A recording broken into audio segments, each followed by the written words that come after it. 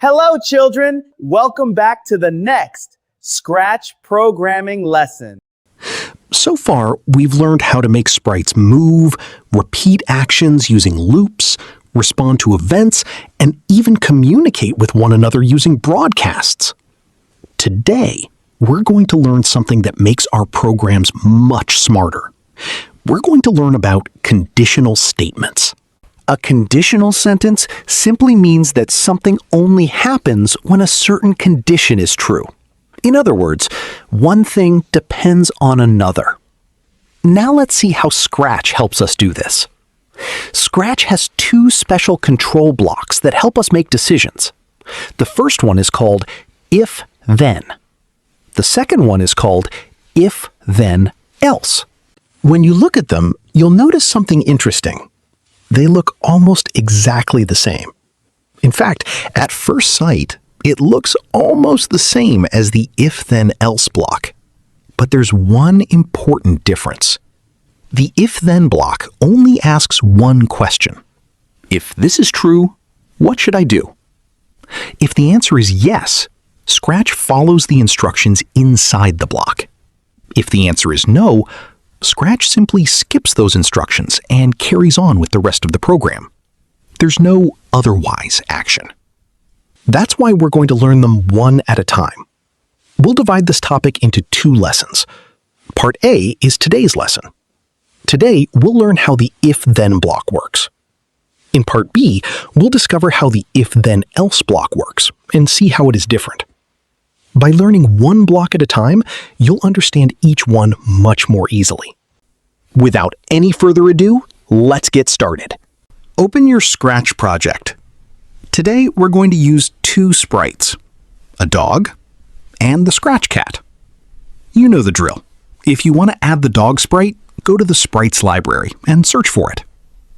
Let's build the code together. First, go to the Events category.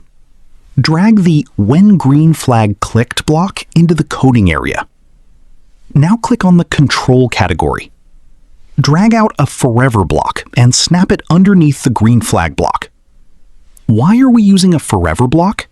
Because we want our dog to keep walking for as long as the program is running. Next, click on the Motion category. Drag the Move 10 Steps block inside the Forever block. Now click on the Looks category. Find the Next Costume block. Place it underneath Move 10 Steps. These two blocks work together to make the dog look like it's walking. Move, change costume, move, change costume. Over and over again. Let's try it. Click the green flag. Look at the dog. It's walking across the stage. Pretty cool, isn't it? But there's a little problem. The dog just keeps walking forever. It doesn't notice anything around it. Wouldn't it be fun if it reacted whenever it bumped into the Scratch cat? Let's teach it how. Click on the Control category again. Find the If-Then block. Drag it inside the Forever block. Place it underneath the Next Costume block. Now we need to tell Scratch what to check.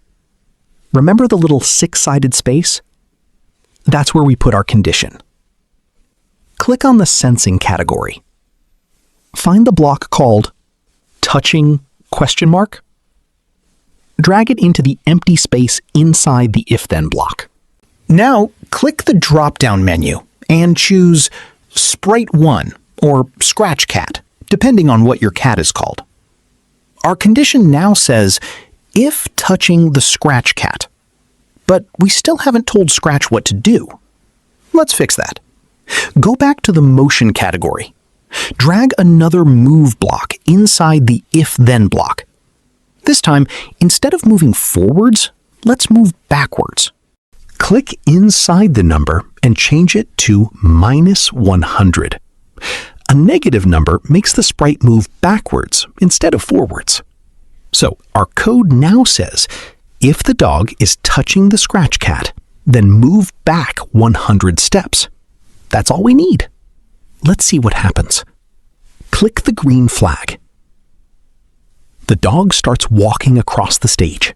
Step by step, it gets closer and closer until... bump! The moment it touches the scratch cat, it jumps backwards. Then, because everything is inside the forever block, it starts walking again. It reaches the cat, bumps into it, moves backwards, and starts walking again. Over and over. Isn't that clever? Let's stop for a moment and think about what happened. Did Scratch do something when the dog wasn't touching the cat? No. It simply kept walking. But the instant the dog touched the cat, the if-then block became true. So Scratch followed the instruction inside the block and moved the dog backwards. That's exactly how the if-then block works. It only does something if the condition is true. Otherwise, it simply does nothing and carries on. You might be wondering, when should I use if-then and when should I use if-then-else? That's a great question.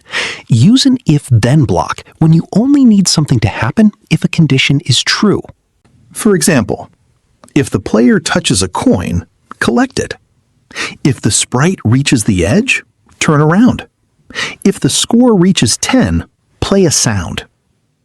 But use an if-then-else block when you want Scratch to choose between two different actions.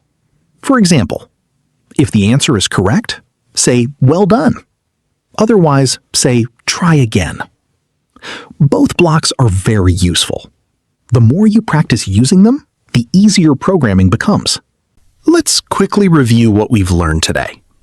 Today, we learned how to use the if-then block, use the touching sensing block, make a sprite react when it touches another sprite, combine the forever block with an if-then block to keep checking for collisions.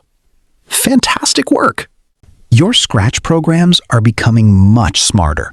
Instead of simply moving around the stage, your sprites can now react to what's happening around them.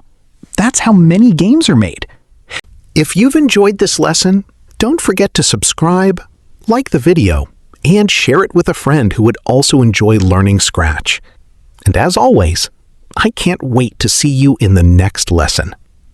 Goodbye for now.